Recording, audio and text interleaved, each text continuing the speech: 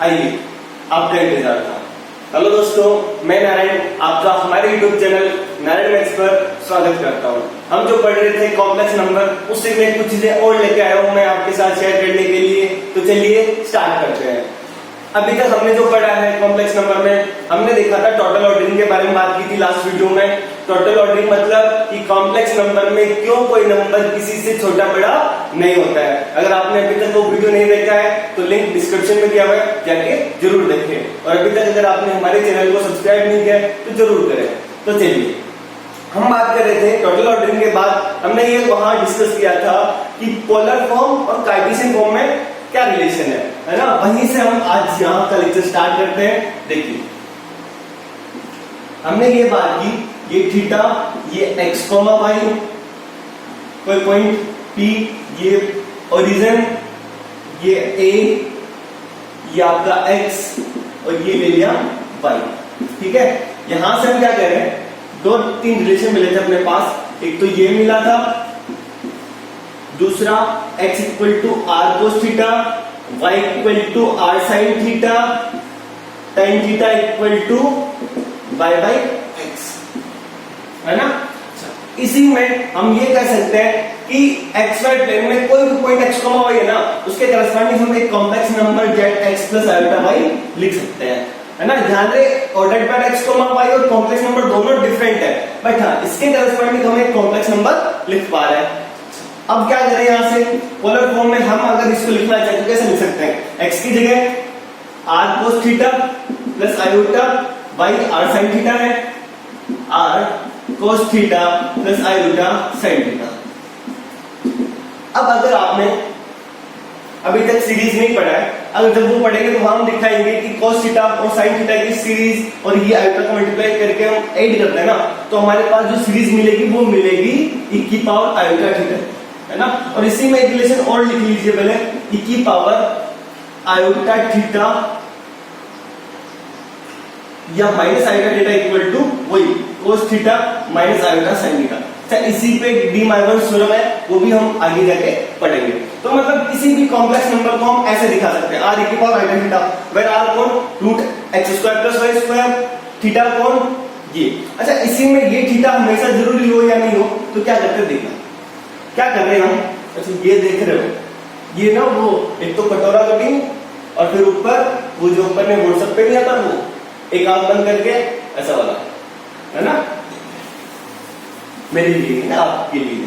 हाँ, चलिए क्या बात कर रहे हैं हम, यहां से क्या डिस्कस कर रहे थे कि कॉम्प्लेक्स नंबर में ये इनिशियल लाइन, ये पोल, ये कोई पॉइंट P, r, थीटा, ठीक है, ये एंगल थीटा किस डायरेक्शन में, एंटी क्लॉकवाइज डायरेक्शन में।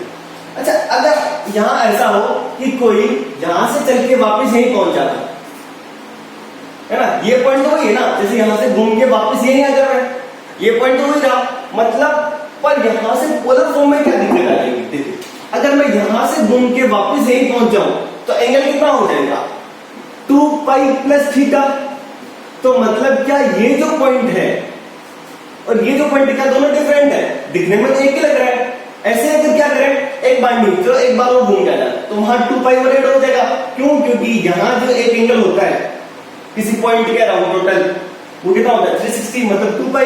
तो यहां से हम कह रहे हैं कि ये जो दोनों पॉइंट तो सेम को दिखा रहे हैं। अच्छा, ये जो 2nπ + थीटा वो भी बिल्कुल वही दिखाएगा, मतलब एक चक्कर लगाओ, दो लगाओ, तीन लगाओ, कोई फर्क नहीं पड़ रहा, वहां पहुंच रहे तो सेम पॉइंट दिखा रहा है। तो मतलब किसी एक पॉइंट का हम यूनिक रिप्रेजेंटेशन नहीं कर पा रहे हैं। तो ये यूनिक रिप्रेजेंटेशन अब करें कैसे, बात यहां आती है। तो उसको करने के लिए हम क्या करते हैं, यहां पे कॉन्सेप्ट यूज करते हैं। तो क्या करते हैं, देखिए, हम कह रहे हैं यहां से एक कंडीशन काम में लेते हैं, प्रिंसिपल आर्गुमेंट। क्या लेते हैं, प्रिंसिपल आर्गुमेंट,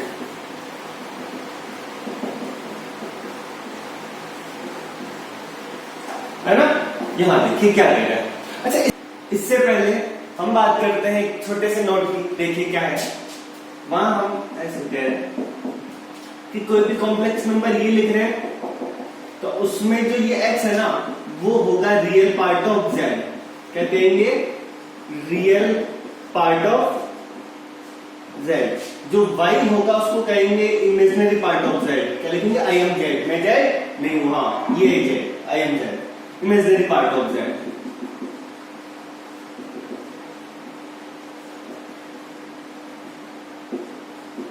डन? ओके। अच्छा, कभी आ जाए किसी के लिए एक चीज, if real part of Z equal to 0 then कहेंगे जेड इज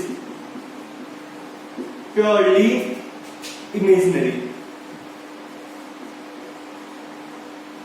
ठीक है? और अगर यहीं पे imaginary part of Z equal to 0 then कहेंगे जेड इज प्योरली रियल। ठीक है? ये पूछे जा सकते हैं, किसी में आपको क्वेश्चन में देते हैं कि जेड जो है कॉम्प्लेक्स नंबर है और वो प्योरली इमेजिनरी है, देन मतलब क्या है उसका? Real part of Z equal to 0, मतलब जो एक्स है उसमें वो हमेशा क्या आएगा? 0 आएगा। और कहीं कहते हैं इमेजिनरी पार्ट या प्योरली क्या है अपने पास? रियल है, मतलब इमेजिनरी पार्ट का क्या हो जाना है? 0 हो जाना है। इसी में एक तो नोटेशन और है, लेकिन आप वो भी लिख लेते हैं अपन। देखिए क्या है,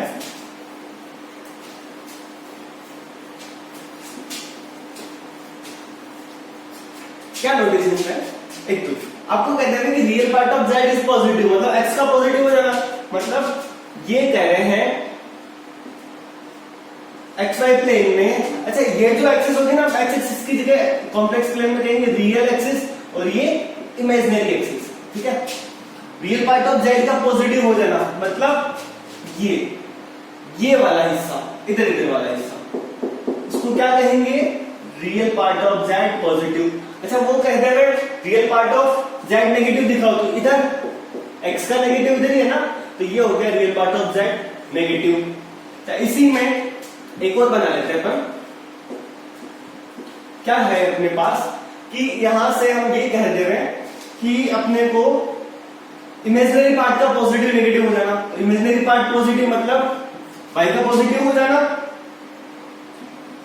ये हो गया imaginary part of Z positive, और नेगेटिव हो जाना मतलब ये वाला हिस्सा imaginary part of Z less than 0। अच्छा, कभी कभी इसी को कह देते हैं, इस पूरे वाले को अपर हाफ एक्स प्लस और इसको कह देते हैं lower half x minus. Done? Okay, चलिए ये नोटेशंस हैं जो अपने आगे कहीं ना कहीं काम आएंगे। तो वापस हम आते हैं प्रिंसिपल आर्गुमेंट पे, जिसके ऊपर हम बात करें। देखिए क्या करने वाले, हमने यहां तक बात कर ली थी कि यूनिक रिप्रेजेंटेशन के लिए हमको कुछ ना कुछ तो कॉन्सेप्ट यूज करना पड़ेगा, और वो कॉन्सेप्ट जो यूज करेंगे वो अपना प्रिंसिपल आर्गुमेंट की हेल्प से करेंगे। देखिए कैसे करते हैं। हम ये करते हैं काम, यहां से ये ना ये जो लिख रहे हैं ये अच्छा सा अगर आपको याद हो जाए, अच्छी बात है, समझ में आ जाएगा पूरा क्या है कि हम ये करने वाला है कि हम यहां से चल के वापस कहां पहुंच जाए? यहीं पहुंच जाए। यहां से स्टार्ट करते हैं, वापस यहां जाओ। अगर मैं सोचो एंगल में ये गिनूं, ये एंगल क्या होगा? यहां से 90 और फिर ये 90 180, बट जो क्या होगा? नेगेटिव। नेगेटिव कैसे आएगा सब? क्यों? क्योंकि क्लॉकवाइज डायरेक्शन में जा रहे हैं, एंटी क्लॉकवाइज डायरेक्शन में जाते तो यही लाइन 2 जब आप इधर से मेजर करोगे एंटी क्लॉकवाइज डायरेक्शन में पॉजिटिव, इधर से जाओगे तो नेगेटिव क्लॉकवाइज डायरेक्शन में। ठीक है? अब हम कहते हैं कि जो आर्गुमेंट है ना उसको -π से प्लस, है ना, कोई 0 से 2π की बात करता है और कोई -π से π की बात करते हैं। 0 से 2π मतलब यहां से यहां की बात करते हैं, कोई यहां से यहां की बात करते हैं। डन? ओके, अब करते क्या है देखिए। अच्छा, जो प्रिंसिपल आर्गुमेंट है ना उसको हम ये लिखेंगे कैपिटल से, और जो सीधा आर्गुमेंट है जो थीटा है उसको हम उसी से लिख देंगे स्मॉल लेटर से। ठीक है? यहां से देखना आर्गुमेंट ऑफ जेड कह रहे हैं 0 कब? If X positive Y 0। फिर कह रहे हैं थीटा कौन? वही tan inverse y by X. If X positive Y positive, है ना। फिर कह रहे हैं पाई बाई 2 कब? y का या x का 0 हो जाना और y का पॉजिटिव रह जाना। फिर कह रहे हैं पाई माइनस थीटा कब? x का नेगेटिव y का पॉजिटिव, फिर कह रहा है पाई कब x का नेगेटिव y का 0 हो जाना, ये भी ग्राफ में पूरा दिखा देते हैं। फिर कह रहे हैं यहां से x नेगेटिव y नेगेटिव, तो कहेंगे माइनस पाई माइनस थीटा, फिर कहेंगे x का 0 हो जाना y का नेगेटिव हो जाना, तो माइनस पाई बाई 2 और प्लस x का पॉजिटिव y का नेगेटिव हो जाना, वो होगा माइनस थीटा। देखिए किया क्या हमने यहां पे पूरा x पॉजिटिव y 0, ये कहां होता है इधर से इस साइड में, तो यहां किसी भी कॉम्प्लेक्स नंबर के लिए एंगल वो कितना होना है 0 होना है। डन। ये कह रहा है x पॉजिटिव y पॉजिटिव, दोनों का पॉजिटिव हो जाना, कौन से क्वाड्रेंट में, फर्स्ट क्वाड्रेंट में, तो जो एंगल होगा वही कर देंगे थीटा। डन।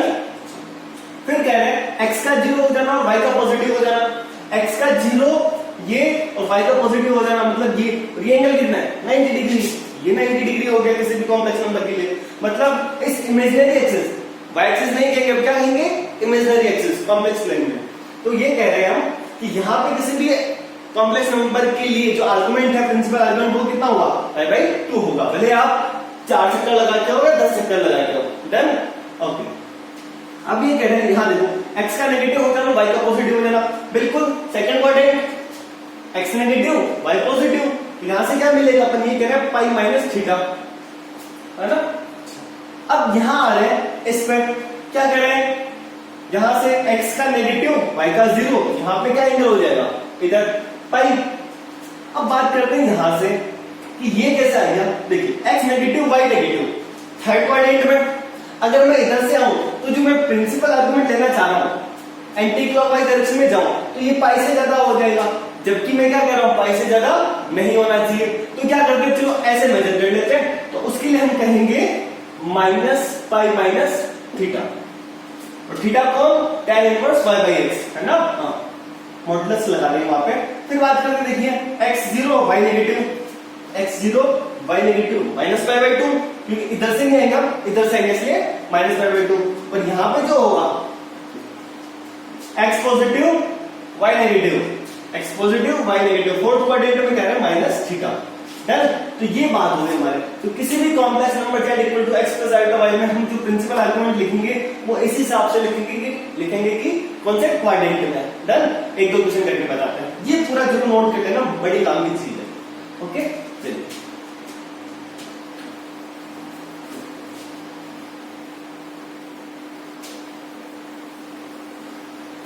क्या करने वाले हैं, जैसे आपको ये कह रहे हैं z equal to 1 plus iota, तो यहां से कहेंगे r निकाल लीजिए। अच्छा ठीक है, पोलर फॉर्म में भी लिख सकते हैं अपन इसको, और इसका प्रिंसिपल आर्गुमेंट भी निकाल सकते हैं। देखिए प्रिंसिपल आर्गुमेंट के लिए देखिए x कितना है 1, y कितना है 1, tan थीटा इक्वल टू, यहां मॉडुलस लगाना ना पा रहे ना 1/1, तो क्या आएगा 1, तो किस थीटा पे tan थीटा 1 देता है पाई बाई 4 पर, तो यहां से थीटा इक्वल टू क्या मिल चुका है पाई बाई 4। अच्छा यही क्या आ जाएगा फर्स्ट क्वाड्रेंट में ना, अभी तो फर्स्ट क्वाड्रेंट में है ये दोनों पॉजिटिव, तो जो प्रिंसिपल आर्गुमेंट है वही ये मिल गया। अच्छा अगर आप पोलर फॉर्म में लिखना चाहते हो तो वहां क्या होता है z इक्वल टू r की power i to theta, theta ये मिल चुका है, और दूसरा r root x square plus y square, तो कितना आएगा रूट 2 की पावर आएगा पाई बाई 4। तक ठीक है। ओके नंबर्स इसी में सेकंड, जहां से कह रहे हैं z equal to 1 plus iota upon 1 minus iota, ये बताइए, तो z x plus iota y की फॉर्म में होना चाहिए, बट ये तो हमको पता है कितना होता है आयोटा, है ना। तो इसका जो प्रिंसिपल आर्गुमेंट है सीधा कौन सी बताइए, कौन सी जगह ये x का 0 y का पॉजिटिव हो जाना, कहां पे पाई बाई 2, तो थीटा जो होगा वो कितना होगा पाई बाई 2, कौन से क्वाड्रेंट में है जी फर्स्ट क्वाड्रेंट, वो अपने इमेजिनरी एक्सिस पे, तो सीधा यही प्रिंसिपल आर्गुमेंट हो गया। डन। तो ये आ गया। अब इसका मॉडुलस कितना है 1, तो यहां से हम क्या कहेंगे z इक्वल टू r की power iota theta equal to r मतलब root x square plus y square, यहां बनी रहना है, तो e की power iota pi by 2। Done. Okay, ऐसे आप आंसर बता देना। देखें z equal to 1 minus iota upon 1 plus iota, इसका पोलर फॉर्म, और साथ में क्या आर्गुमेंट बनने वाला है कमेंट सेक्शन में जरूर बताना, होमवर्क के लिए, है ना। चलिए आगे बढ़ते हैं इसी के साथ। एक दो क्वेश्चन और कर लेते हैं इस पे।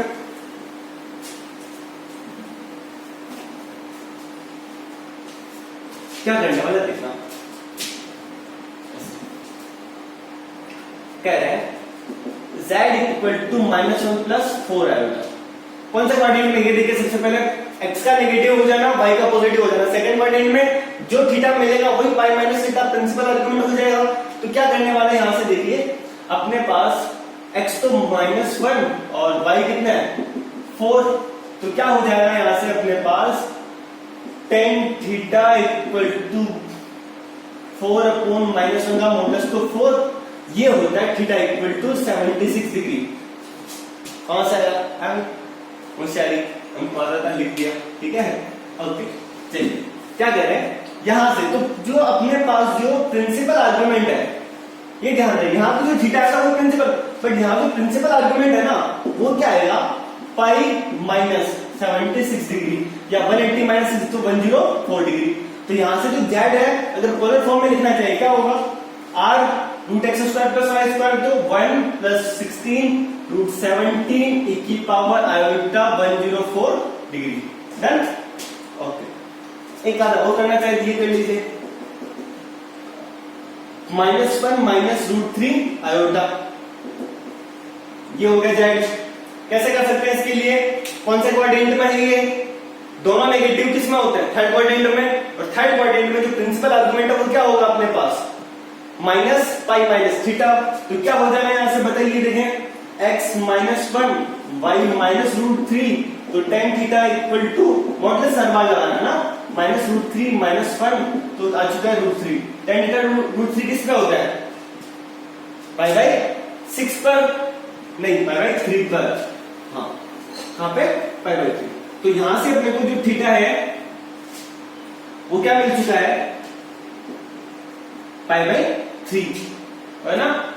बट जो प्रिंसिपल आर्गुमेंट है वो क्या होगा माइनस पाई बाई 3, तो कितना मिल जाएगा -2 पाई बाई 3। तो जो कॉम्प्लेक्स फॉर्म है इसका z इक्वल टू पता ही है root x square plus y square 1 plus root 3 का स्क्वायर 3, तो कितना आ जाएगा 4 रूट 4 कितना 2 e की power minus iota 2 pi by 3। Done. Okay, अब देख लेते हैं इसकी कुछ रिजल्टेंट प्रॉपर्टीज, रिजल्ट्स देख लेते हैं क्या कह रहे हैं। First argument of z1 z2, वो कह रहे हैं argument of z1 plus argument of z2। ऐसे सेकंड जो कह रहे हैं argument of z1 upon z2 if z1 non zero, तो क्या होगा argument of z1 minus argument of z2, है ना। क्या कह रहे हैं यहां पे where z2 is non zero. अच्छा z2 जीरो के लिए अपन ने कहा था ना कि जीरो के लिए यहां पर आर्गुमेंट नहीं निकल पाएगा। क्यों नहीं निकल पाएगा, क्योंकि वहां पे y बाई एक्स जो करेंगे वो 0/0 फॉर्म बन जाएगा, तो इसलिए हमको यहां से इसका आर्गुमेंट डिफाइन नहीं होगा अपने पास, ठीक है। इसी इन दोनों को रिजल्ट यूज करके ना दो रिजल्ट और लिख सकते हैं। देखिए आर्गुमेंट ऑफ z की पावर n, z को मल्टीप्लाई करते देंगे और ये रिजल्ट लगा देगा। जैसे मैं ये z क्यूब कर दूं, आर्गुमेंट ऑफ z क्यूब क्या होगा argument of z plus argument of z plus argument of z, इस प्रॉपर्टी से तो 3 आर्गुमेंट ऑफ z, तो मतलब n आर्गुमेंट ऑफ z। ध्यान रहे ये जो है वो प्रिंसिपल आर्गुमेंट नहीं है, हो भी सकता है और नहीं भी हो सकता है। एक और है इसी का यूज करके अपन दिखा देते, देखिए क्या करते हैं।